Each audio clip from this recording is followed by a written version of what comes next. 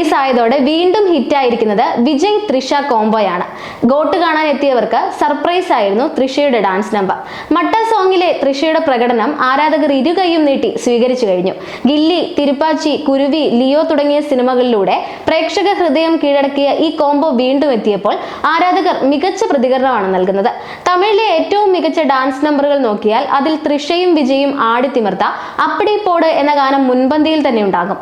ആ ഗാനത്തെ അനുസ്മരിപ്പിക്കുന്ന പാട്ടാണ് ഗോട്ടിലെ മട്ട സോങ് എന്നാണ് ആരാധകരുടെ പ്രതികരണം. 2004 പുറത്തിറങ്ങിയ ഗില്ലിയിലെ അപ്പടി പോട് എന്ന ഗാനം അന്നേ സൂപ്പർ ഹിറ്റ് ആയിരുന്നു. ഇന്നും അതിന് മാറ്റമില്ല.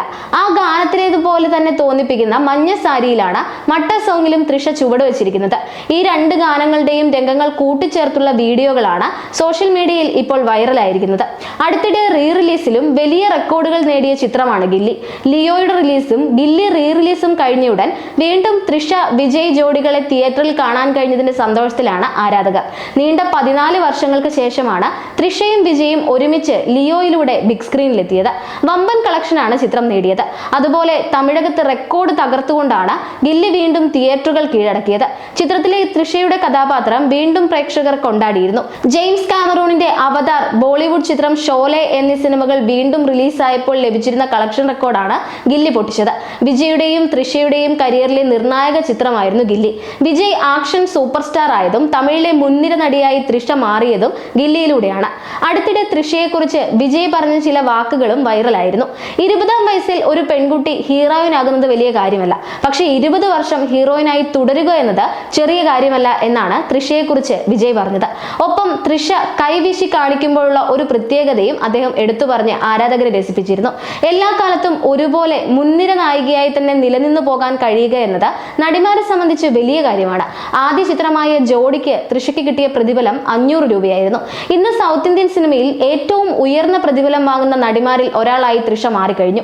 1999-ലാണ് തൃഷയുടെ മോഡലിംഗ് കരിയർ ആരംഭിക്കുന്നത്.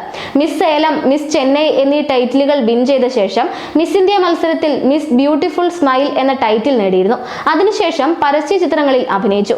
അങ്ങനെയാണ് തൃഷയുടെ അഭിനയ ജീവിതം തുടങ്ങുന്നത്. ജോഡി എന്ന സിനിമയിൽ സിമ്രാന്റെ കൂട്ടുകാരിയായിട്ടാണ് ആദ്യം ബിഗ് സ്ക്രീനിൽ തൃഷ മുഖം കാണിക്കുന്നത്.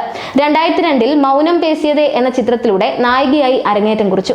തമിഴിന് പുറമെ തെലുങ്ക് സിനിമാ ലോകത്തും മുൻനിര നായികയായി വളരുകയായിരുന്നു. പിന്നീട് ഹിന്ദിയിലും മലയാളത്തിലും സാന്നിധ്യം അറിയിക്കാൻ തൃഷയ്ക്കായി. ഇടയ്ക്കൊരു ബ്രേക്ക് എടുക്കും, പിന്നീട് ശക്തമായ തിരിച്ചുവരവ് നടത്തും. അങ്ങനെ ഉയർച്ച താഴ്ചകൾ നേരിട്ട ഒരു കരിയർ ഗ്രാഫാണ് തൃഷയുടേത്. 96 നൽകിയ ബിഗ് ബ്രേക്കിന് പിന്നാലെ പൊന്നിയിൻ സെൽവനിലെ കുന്തവേ ദേവിയായി കൂടി എത്തിയതോടെ തമിഴിലെ മുൻപന്തിയിലുള്ള സ്ഥാനം തൃഷ ഊട്ടി ഉറപ്പിക്കുകയായിരുന്നു. ഇപ്പോൾ വീണ്ടും ഗോട്ടിലെ അതിഥി വേഷത്തിലൂടെ ആരാധകരുടെ സ്നേഹം നേടിയിരിക്കുകയാണ് തൃഷ. പഴകും തോറും വീര്യം കൂടും എന്ന് പറഞ്ഞതുപോലെ 20 വർഷത്തിന് മേലെയായി തമിഴ് സിനിമ ഇൻഡസ്ട്രിയിൽ നിറഞ്ഞു നിൽക്കുകയാണ് തൃഷ.